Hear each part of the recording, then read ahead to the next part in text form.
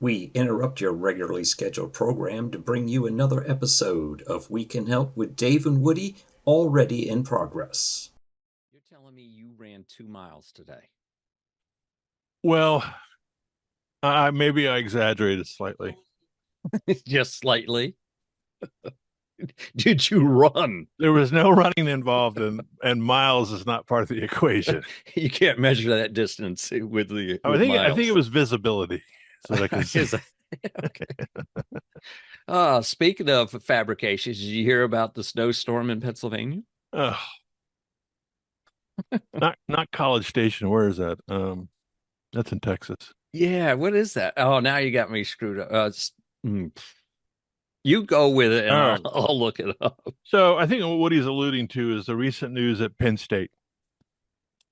All right, we got to get something off our chest, Woody. Yes, we do. All right, so most of you know that are listeners, Woody and I have openly professed that we are Sigma Chi's. I mean, once you're a Sigma Chi, you're a Sigma Chi till you die. That's what they say. We are proud to be Eta Pi Sigma Chi. Eta Pi. There's another one. Eta Pi Skata Pi. So we're proud to be Sigma Chi's, and we're coming off the heels of some news locally for us that's kind of disconcerting. We had a beautiful interview with Jeff Borzowitz last week. By the way, Life Loyal, one of our segments that we're doing, our series. And we want to thank Jeff again for being on the show for us last week. Big turnout. Founder and owner of Corona Cigar Company in Orlando and Florida. Greatly. Get a plug in. Yeah, we got to plug the cigars. Anyway, he had a takeaway. Well, let's get on to that. We'll come back to that later. Patrick Kelly came up with a neat quote. But if you haven't heard the news, and I don't want to get into the weeds because this is a case that's going on. There are some people. The good news is we live in America. The Fifth Amendment says you are innocent until proven guilty. And the Sixth Amendment, I believe, tells us that the people that are criminally charged have the right for defense and a speedy trial. So by no means are Woody and I, especially me, going to try to get out in front of this thing. I am not an attorney, nor do I play one on TV. But my heart hurts. Go ahead. What were you saying? I was going to say, do we want to talk about what is the accusation and or crime? If you haven't heard the story at Penn State, there's I don't want to get too far into it again, but there is a accusation of drug running, shall we say, cocaine specifically. Hence the snowing in Pennsylvania. By the way, it's State College. State College, that's it. And again, that's as far as we're going to go on the accusations because we don't know. Personally, I wasn't there and I don't have any inside knowledge of what's going on.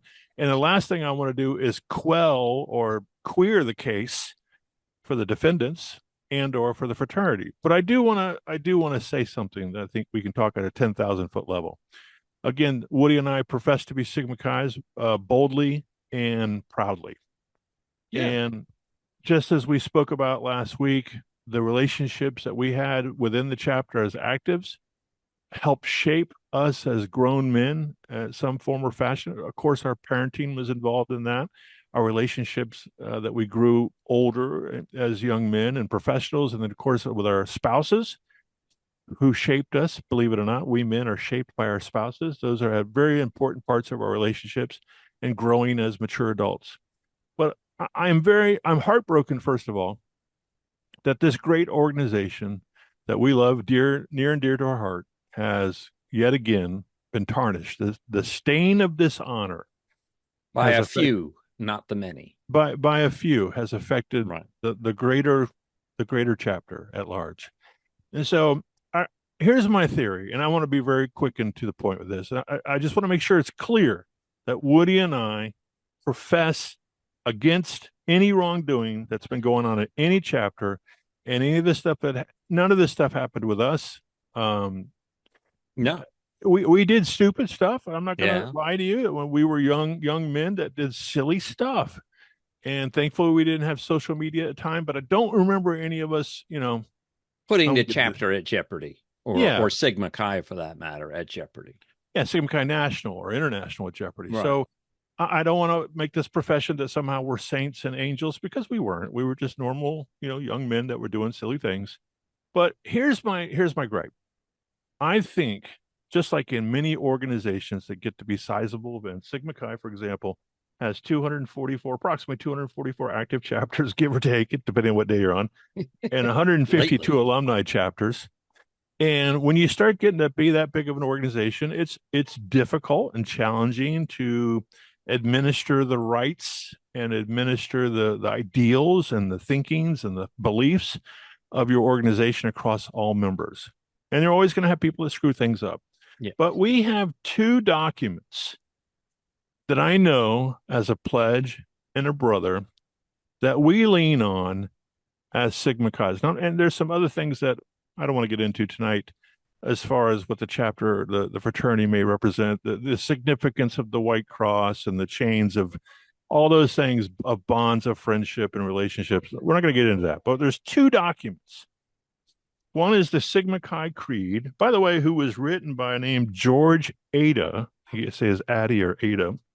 And he was a Purdue, he was a Purdue Delta Delta chapter significant alum back in 1887. And he wrote this thing called the Sigma Chi Creed. If you don't mind, Woody, let me read it to you real quick. Oh, I have it memorized. I know you do. I believe the Sigma Chi Creed. I believe in fairness, decency, and good manners. I will endeavor to retain the spirit of youth. I will try to make my college, the Sigma Chi fraternity, and my own chapter more honored by all men and women and more beloved and honestly respected by our own brothers. I say these words in all sincerity that Sigma Chi has given me favor and distinction, that the bond of our fellowship is reciprocal, that I will endeavor to so build myself and so conduct myself that I will ever be a credit to our fraternity. Now, those are lofty words written in script in the 1800s, and a young pledge coming through today may look at that and go, that's just old tragedy stuff. You know, we just have to memorize that for the test. We just zip through it like any other class we take at a 3,000 level class. We just memorize it, take the test. It goes in one ear and out the next. But that's not the definition of a creed. That's not how we do that. Now, let me give you one more document. This one happens to be what we call the Jordan Standard. And if you remember this fellow by the name of Isaac M. Jordan, turns out he's one of the recalcitrant 6. Yeah. Not 7, but 6. And he was one of the founders. You got that backwards, right? Alexa, how many founders were in the Sigma Chi? If it's 7, I'm going to kill myself. It's Sigma Chi was founded by 7. 7. You did it again. I did it again. So there's a perfect example that I'm not perfect, and I'm 63 years old, and some of this stuff has gone by the wayside, but the foundation is there. I thought you were doing a bit again. That's why I was hesitant. I'm like, wait. I'm waiting for the punchline. I screwed it up. Okay. So Isaac M. Jordan of Miami of Ohio, if you're not familiar, that's where the Miami Triad started. Sigma Chi, Beta Theta Pi, and Phi Delta Theta. Those are the 3 national and international fraternities that started at Miami of Ohio back in 1870 or so. Okay, this fellow Jordan wrote this thing called the Jordan Standard. Let's read this to you. The confidence of the founders of Sigma Chi was based upon a belief that the principles which they professed and the ideal of the fraternity which they sought were but imperfectly realized in the organizations by which they were surrounded. The standard with which the fraternity started was declared by Isaac M. Jordan to be that of admitting no man to membership in Sigma Chi who is not beloved to be a man of good character, a student of fair ability, with ambitious purposes, a congenial disposition, possessed of good morals, having a high sense of honor and a deep sense of personal responsibility. Now, we're not asking the world of these people. No. But there's a core foundation that we I'm find. glad they said fair student. or how I forget Yeah, how his he's not word is. looking for a summa cum, whatever. A BC student gets the job done. But he's out there working hard to get it done, right? And has good ambitions. Yeah, he's not just floating along. I think what was it? Our brother Dave Letterman put together a scholarship for C students at Ball State because he understood it. Right. And so this is where I'm going to wrap up on this real quick. Yeah. I feel like today's society, especially me coming out of education, we tend to look at our children and go to repair mode as if triage at an emergency room and try to fix the problem after it's happened. Or downplay it. Or downplay it. Or, huddle the forces around to protect the interest of not only that person, but the family members. So we don't. At that point, it's too late. Yeah. So maybe we should put a little bit more pressure or a little bit more emphasis. No, not empathy. A little bit more. No, emphasis. Emphasis on the front end of this situation when we start talking to these guys at Rush, instead of saying, "Hey, come join our fraternity. There's lots of good booze. There's plenty of women. We're just going to have a gay old time." Well, that's a terrible thing to say, but we're going to have a good old time. What are you, 90? I was speaking in the same dialect as Jordan. But the reality is, instead of playing triage to clean this crap up, we don't need these people. We don't want these people in our fraternity. These are not men of good character. No. Assuming all things come to pass. And so we, as a chapter and as a fraternity international, need to do a better job of less is better. We don't need everybody. We want the good guys. We want the guys who understand that it's important. That we heard the young man Preston Bunch talk about, and he's at Purdue, where we talked about how come Purdue's got this great heritage, founded in 1875, the school, and the chapter was probably 1887, and this guy who wrote the creed was at Purdue. Mm-hmm. But Preston Bunch says he talks to his pledges and brothers that they're joining something bigger than they are. And we talk about in the charge that the stain of dishonor not only affects you but the whole group ahead of us. And we're losing this. So and with the critical eye on the Greek system these days, these kind of selfish acts are magnified more so than ever. So should there be any young SIGs listening out there, think about that. Every time you make a decision or you're about to make, think about how it affects your family, your fraternity, your school, everybody around you. It should always be a consideration when you're making choices in life. So, and let me tell you, this transcends your college days. You're going to enter into the workforce one day. These gentlemen will definitely go beyond college. Well, again, we don't want to predispose their outcome. No, because thank God we live in a country where the Fifth and Sixth Amendment are in place, and I want to honor that to the fullest extent. But at the same time, if guilty as charged by a peer, a jury of their peers in a speedy trial finds whomever guilty, then they should be punished to the fullest level of the law. And I'm sorry, but Penn State, the chapter should be annihilated to set an example. And we got to quit doing this. It's too damn expensive, not just cost, but the legacy that was built from which these young men stand on the shoulders of the men who came before them is destroyed. And one selfish act after another. And it's just painful. We don't need it, guys. We don't need it. So you feel better now? Yeah. I had to get that off my chest. Thank you, Woody. Well, I want to clarify one thing for you, though. I think the fraternity was founded in 1855, not the 70s. That's right. So I get a little wild up here, and I know, but 6, 7, 55, whatever it takes. I profess to know a lot about everything and little about nothing. And so, I got to clear those little miscues up. Okay. Well, that's why you're here. This is the Dave and Woody show, and we can help. Right. Apparently each other. That's exactly right. I'll always give you knowledge if there's anything you ever want to know about. And I will take it as constructive. Yeah. Okay. What do we got? Let's get on to the show. Well, I thought I had segued nicely into the next segment when I told you I would tell you anything. I was picking up on it, but I missed it. Okay, so anything you'd ever want to know. Well, what do I have to ask about some of the things that you know about? No, I'm free. Any subject you want, I will expound on. Pick anything. Tennis balls. Great. Actually. Okay, hold on. Let's get real here. I heard something. I'm going to blow the line, but do you want to do the what line? The smoke.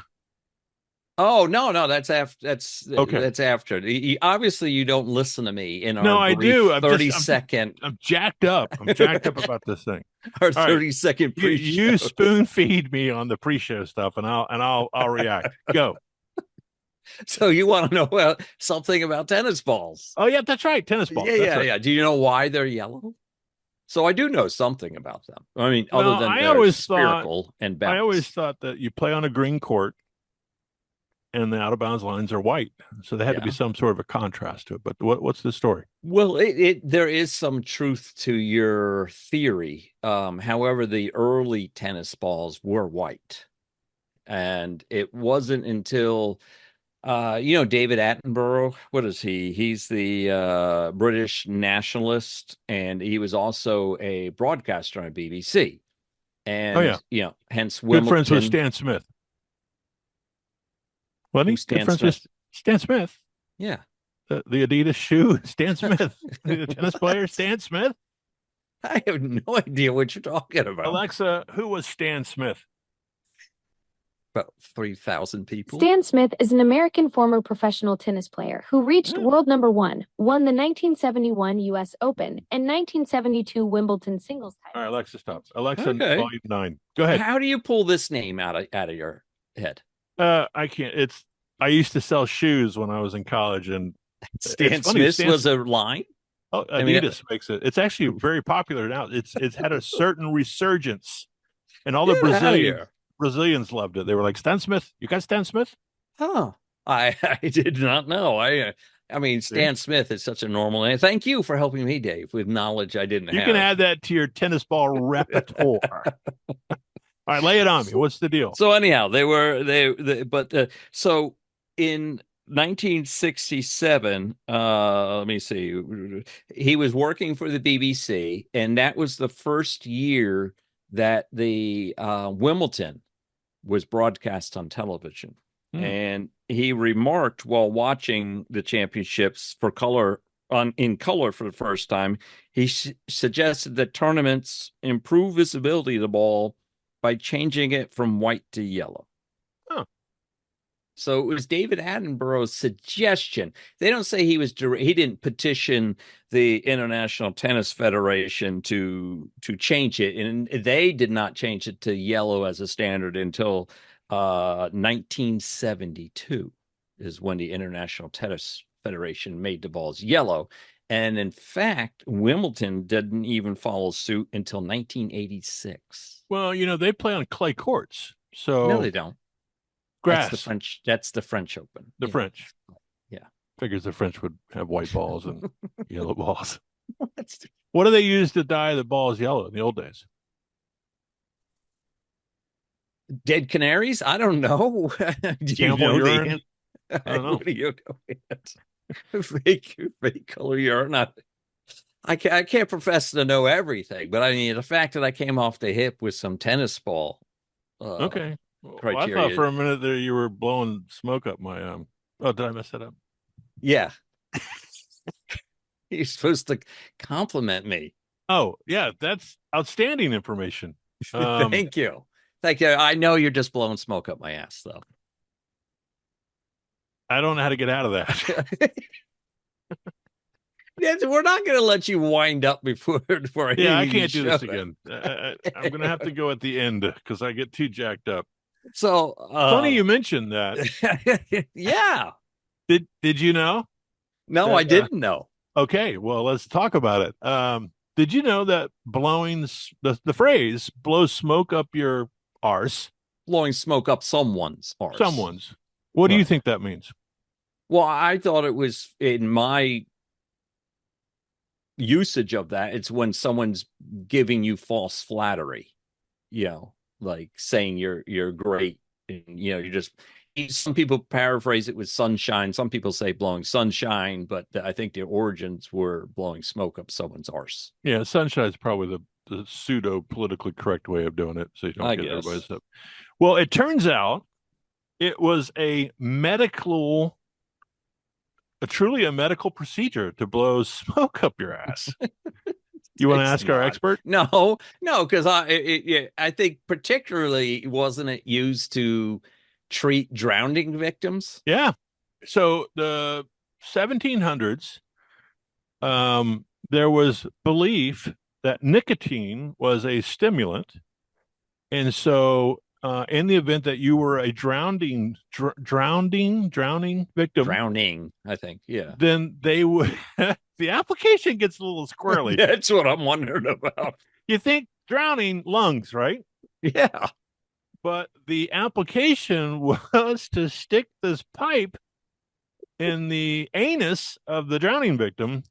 And a baffle, right? A baffle, or what do they call those when you stoke the fire? What's that called? Well, I'm wondering, was that the extrapolation that we get mouth-to-mouth resuscitation from? Did you? I don't think so. Did you take a drag off your pipe and perform the duty, or? Well, I'm trying to picture someone drowning, and everybody runs out there and drags the young man or woman from the sea up on shore, and the first thing the doctor says is, "Does anybody have a cigarette?" It's like George Costanza. Is anybody a marine biologist? Right. I'm just envisioning, the poor person is suffocating to death, and they're worried about getting the cigarette smoke so they can administer. Well, I don't think they had cigarettes back in the 1700s, but they had some sort of smoke pipe. Is anybody tobacco. A doctor on the beach? Well, I am. Right. Do you have your smoke kit with you? Right. So let's ask Alexa this, because she knows everything. Alexa, where is the phrase "blow smoke up your ass" come from? The phrase comes from an 18th century medical practice where doctors blew tobacco smoke into the rectums of drowning or unconscious people to try to revive them. It was a kind of tobacco enema learned from Native American medicine and later used in England until the late 1800s. Over time, it shifted to mean flattering someone insincerely rather than the literal procedure. See? Alexa stuff. Okay, so reason 750 why growing up in the 19th and in the 20th and 21st centuries are much, much better. Well, you hear about the guy at the beach that gets stung by the man of war, and you're supposed to, right? You're supposed to urinate on that guy's. So imagine, if you will, you're at the beach, you've just got done, urinating on some innocent bystander because he's been claiming that he was stung by a jellyfish. And then lo and behold, the next guy next to him is drowning, and you're performing because you don't have the apparatus. Right. And you like cigars. You have different means of administering smoke up the arse. It's right. what you're. I'm being told from our staff to stop this conversation. Why? I'm just, again, I can only picture this on the beach. Quick, roll him on his stomach. Why? I swear it works.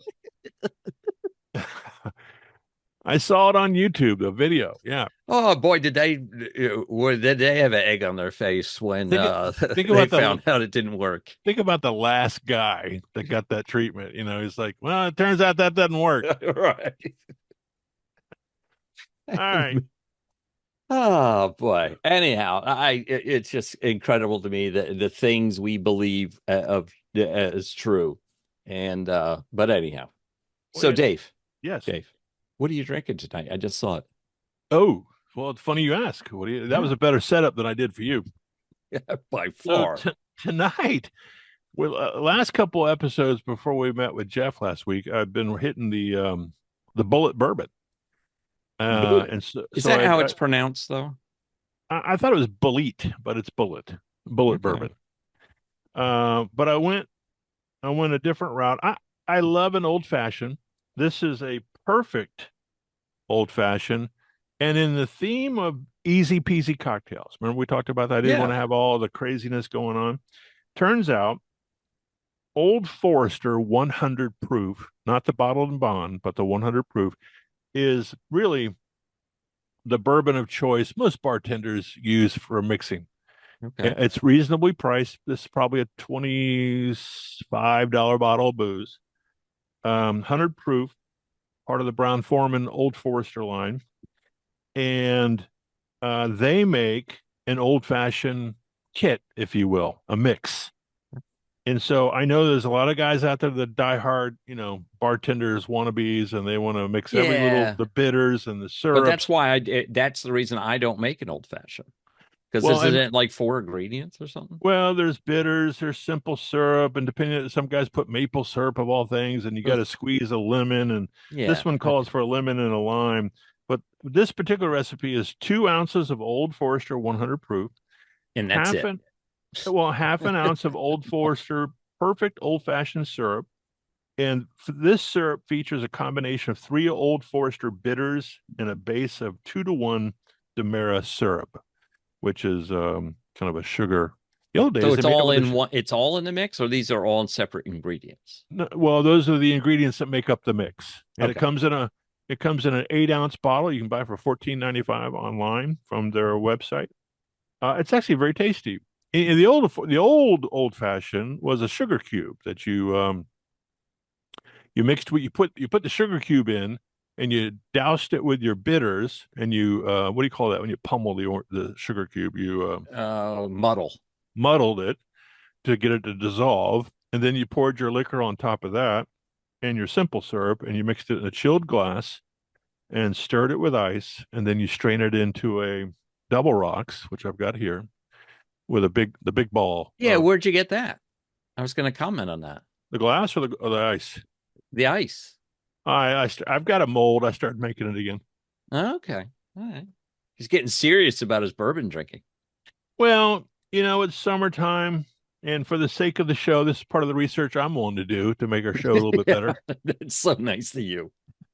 And while I'm still unemployed, I feel like it's something I can do to, Help up with the heavy- interviews and pick up the heavy lifting. little slurred words on the interview. And Yeah. So today's what am I drinking is a perfect old fashioned brought to you by Old Forester 100 So, and the Old Forester perfect old fashioned mix. so they call it a perfect. They do. That is their Okay. from their website. A Self-professed. perfect old fashioned. Yep. Okay. It says Interesting. we've taken the guesswork out of a perfect old fashioned. That's And I didn't usually realize that- that's my go-to at most bars is an old fashioned because I don't have to make it. You know what I like though is that cherry. Yeah. It's the black it's cherry, I assume. it soaks up the bourbon and it gets Yeah. it's tasty. But It's like that would be the watermelon we used to have in college. yeah. Well, that would be the only accoutrement that I'd be willing to spend time and money on is buying those cherries. All right. Well, you should check and see if you can. I don't know what kind they are, to be honest with you. I don't know if they've been sitting in bourbon for like a week. No, or they're something, not maraschino. Hang on a second. but they seem Alexa, black. what cherries do you put in an old fashioned cocktail? A classic old-fashioned is garnished with a cocktail cherry, ideally a real Marasca-style cherry like a Luxardo or other brandied cherry, not the bright artificial maraschino found in grocery stores. Luxardo. Oh, by the way, cocktail. Are you familiar with its origin, the word cocktail? Named after the cockatoo bird, I believe. No. No. Alexa, what is the origin of the word cocktail? You're supposed to tell us. The word cocktail first showed up in print in 1806 in a Hudson, New York newspaper, describing a mix of spirits, sugar, water, and bitters. Its likely origin comes from cocktail, referring to a horse with a docked tail, which later was used metaphorically for a mixed or adulterated drink. Adulterated. Yeah, so I mean, it goes back to the bitters and sugar and sweet And liquor. horses. and tails. I don't know. Erect Chase a tails. tail. All right. Well, listen, Dave, as you know, one of my favorite sports teams is the New York Mets. Yeah. You were so kind to share a meme of the Mets today, I believe. Was that the fight? No, that was the raccoon. Oh, yeah.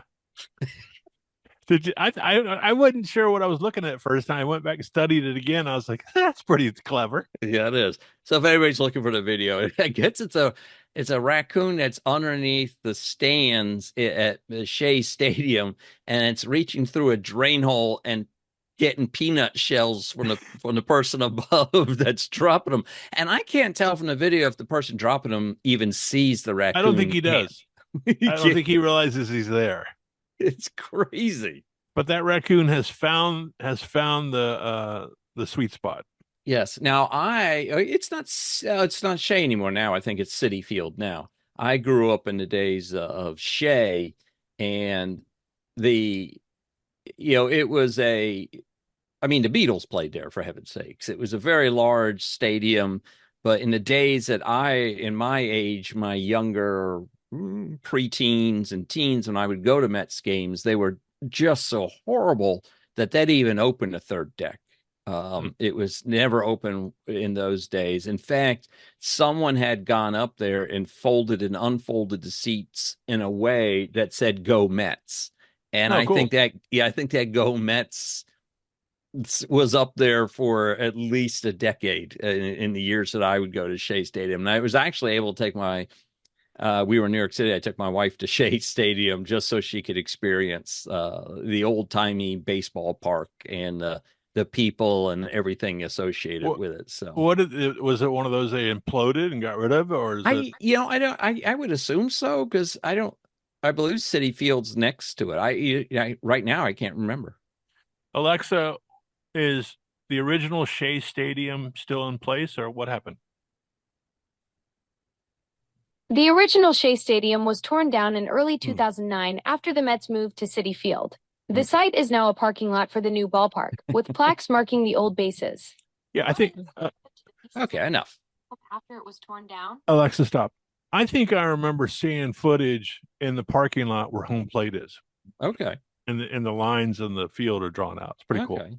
Because I guess the Chiefs are getting a new stadium as well. And have you ever driven by the Kansas City Chiefs or Royals? No, I can't say you're just driving right down the highway, and all of a sudden these two huge structures are sitting next. It's the 1970s, right? That was the mode in the 70s of new stadiums, was to build them outside of town along the highways, to make it accessible, but not, and have plenty of parking and everything along those lines. And now the last 20, 25 years has been about moving the stadiums into more populated areas. I think it's starting to trend out again because of what you think real estate costs would be cheaper, but well, they get the cities to pay for them, as there in Jacksonville. Yeah, because look at all the business we're going to bring you and all that. Yeah, that's the biggest scam going. Yeah, I know. It's just like toll roads. I don't live in Duval County. They can suck it.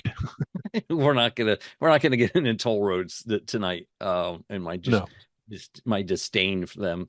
But so anyhow, what Robert Kraft did up in New England, he built a city around it. It's a pain in the ass to drive out from Boston to Citi Field. Yeah, to what?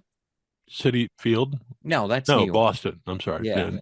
Out to where the Patriots play. It's a long way out there, but he built a city around it, and he probably gets a take on everything out there at this point. So anyhow, I know the owner in Charlotte was kind of trying to do the same thing, but anyhow, I wanted to get back to the Mets because they had some fascinating news this past week. Lay it on us. Did you catch it? No, other than the raccoon story, no. All right. A week ago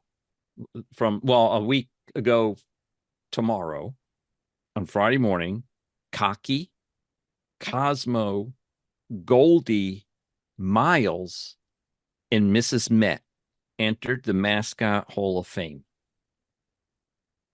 Wow. Can you believe that? Mrs. Met. Mr. made it a long time ago. These are the Now- like bobblehead guys with the big Yeah. heads. Yes, the baseball head. Because no one really knew what a Met was originally. So football's in Canton. Where's this thing at? Well, this is the Mascot Hall of Fame. Oh, well, where's This that is- located? Oh, my light's getting ready to burn out. Thomas Edison's ready to go on a blink here. I profess to know a lot about a lot of things, Dave, but I do not know where the Mascot Hall Well, of Fame hang on. I resides. bet we have someone that can help us here. She's Right. been on the blink for a while. Hey, Alexa, do you know where the Major League Baseball is? It Major League Baseball? or No, just the Mascot Hall the of Fame. Mascot Hall of Fame is. The Major League Baseball Hall of Fame. No, is no, a Alexa, company- stop. Alexa. Okay, hold on. That was my bad. Listen to me, Alexa. Do you know where the Mascot Hall of Fame is? The National Baseball Hall of Fame and Museum is in Ew, Cooperstown, boy. New York, on Main Street. I've been there. Do I dare it one more time? Yeah, tell her to forget about Major League Baseball. Okay, Alexa, I'm not asking about baseball. I'm asking, okay, Alexa, where is the Mascot Hall of Fame? The baseball. The Mascot Hall of Fame is now an online museum celebrating sports mascots. Oh, Its that's last physical BS. location was in Whiting, Indiana, where it operated from 2018 until it closed in September 2024. Well, that's We need to start a Hall of Fame online. that's depressing. That's the easiest thing in the world. It's called the internet, is what that is. So you go to the Mascot Hall of Fame. All it is a bunch of hyperlinks to Hey, the you just go to the mascots. website and they've got pictures of you're in the hall now, moving. It's a Right. self-guided tour. No, they don't even go that far. They just have a list of That's links lame. to that mascot's page. But so now they are joining the pantheon of some of sports' most famous costume friends. Yeah. Like who? Well, Cocky got in. Do you know who Cocky is? I assume it's some fowl, like a bird. All right, you're getting close. Okay, the Blue Jays. No, it's I believe it's University of South Carolina Gamecocks. No. Is Cocky. I don't know Because we're not talking about baseball. These are just mascots. They're just mascots. Yeah, you're Okay, stuck all on right. that. You and Alexa are stuck on this baseball thing. Yeah, well, you know. Now she just woke up and she's like, No, what are you asking me? she's still dormant. Keep going. Hurry it up. And then there's who do you think we're going to need her here in a second? So the other three were Cosmo, Goldie, and Miles. So Cosmo, there used to be the cosmonauts or who was the soccer team like Pele and stuff played on in the 70s? Was that Cosmo? I don't know. Alexa, what team is associated with the mascot Cosmo? Cosmo the Cougar is the mascot for Brigham Young University's athletic teams, the BYU Cougars. Who's next? Cosmo? Why Cosmo? Don't ask her. Who's next what? You mean in the Mascot Hall of Fame? Now Hold ask on. her who Goldie is. Who's Goldie as a mascot? Goldie is the longtime mascot of the Winnipeg Goldeyes baseball team, debuting in 1994 and entertaining fans at games. He's also the name of other mascots, such as Goldie Gopher for the University of Minnesota's Golden That's gotta be Gophers it. and Goldie That's the gotta be Kiwi for New Zealand's Olympic team. Okay, Want to now learn about another unique mascot? How Yeah, about the San one Diego more, Chargers Miles. swinging friar? How about Miles? Miles is the Denver Broncos official mascot, an Oh, orange-maned boy. horse who first appeared in 2001 at Empower Field at Mile High. Alexa, was- hold on. Is the Steelers mascot? What's his name? Ironworker Man? Is The he te- in the Hall Terrible of Fame? towel. The Steelers mascot is Steely McBeam, not Iron Worker Man. He was introduced in 2007 and represents a steelworker, That's but he it. hasn't been inducted into the Mascot Hall of Fame yet. Well, they must be getting pretty desperate if they brought in Cosmo and Goldie. Well, I got to think Goldie was the gopher, right? Is the one that was, but the Cosmo, what again was that? I It forget was now. obviously very memorable. Right. But between Mrs. and I'm going to go on my own team here, but between Mrs. Met and Cosmo, I think the mascot Hall of Fame was getting a little desperate in their inductee list. Let's just So say the clicks are not a lot. that's how they measured it. Hey, Mom, I'm looking at the Hall of Fame online. Okay. We just drove traffic up to the Hall of Fame. But before you go there, make sure you subscribe in the bottom left here. Yeah. YouTube, right? There. Yeah. Yeah. If you're watching us. Before we get too far away, did you know that there's a national day of celebration today, August 20th? There's actually a couple of them. Today is World Mosquito Day. Why do we want to celebrate the mosquito? I don't know. Brings malaria. Malaria. It's the number one killer in the world. Yeah, that's right. Like 4 million. It's worthy of celebration, right? I guess. The one that I really fell in love with today, August 20th, is National Bacon Lover Day. Oh, yes. And if you'll notice on X, follow us at Dave and Woody Pod. We put up Life is Better with Bacon. Yeah, I'm sorry, I interrupted you. No, you're fine. Jim Gaffigan had a joke about bacon. He's like, it's the pixie dust of food, bippity boppity bacon. Pow! Your salad tastes good now. Have you heard his bit on bourbon? He does. He's got he has his own bourbon too, doesn't he now? Well, he's apparently after COVID hit, he found bourbon, and he's got how good for him. He's got a good routine on it. I kind of fell out of love with him. He did Hot Pockets. Too. Yeah, it went a little too far. Yeah, McDonald's. Yeah, I saw him live probably in 2018, something like that. So Sheila got Sarah and I tickets to see what was Reagan? What's his name? What's his first Brian name? Regan. Brian Regan. Yeah. You guys should tickets to see Ronald Reagan. I had to dig him up. No, Brian Regan. And the problem with him is, I think the internet, we'll close up out here real quick. The internet. Yeah, we only got 3 minutes left. So. The internet ruins comedic, I think. Yeah, they're learning now not to dispose of all their jokes. Yeah, because you see it all. And then when you go see the guy live, he came to Jacksonville at the Florida Theater years ago. And what he did was a new set. He was just testing new material. Right. And so he didn't know any of the stuff. I mean, some of it was good, but in comics, part of their shtick is they have to go out and introduce new material to see if it kills. Yeah. And then, but they usually put some good old ones in the holster. It's like a concert tour. They play. Isn't that the stupidest thing? You go to see a band and you're like, don't play any new stuff. Only play the stuff I've heard 400 times. The stuff that I, made out in the back of the car too. Right. Versus news. Where a comedian, all you want is new stuff. Yeah. But he was still funny, and he's got some new stuff he's doing now. I guess I've seen it online. It's pretty. His brother's a comedian. I've seen his brother open for him as well. I've seen Brian Regan quite a few times. I enjoy his comedy as well. Well, and he's clean. I never really.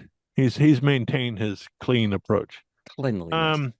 I do have a stock tip for you if you're interested. All right. Well, you need to run through it quickly. Okay. So you actually brought it up a couple weeks ago that you thought that the uranium had some wheels, had some legs. And if you haven't noticed, this week, President Trump and a bunch of energy geeks had a press conference yesterday while they were talking about new energy sources and celebrating the small nuclear reactors. What do they call those? Mini reactors, whatever. Sure. And so compact. Yeah, or they're trying to do the data centers are going to have to power them separately. And so I've been doing some more research. I'm actually holding a company called UR Energy. It's a uranium mining company, pure play mining. And then I started to think, I'm not diversified. I'm going to be in this.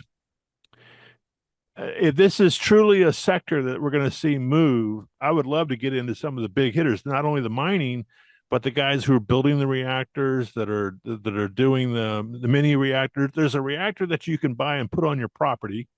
Okay. If you want to build a data center, you buy it and build it, put it on your property. Then there's another reactor that you do, and it puts energy back on the grid. And so there's about 2 or 3 different ways to go about doing this. But as an investor, you can't be in everything at once, right? Because unless you get a lot of money.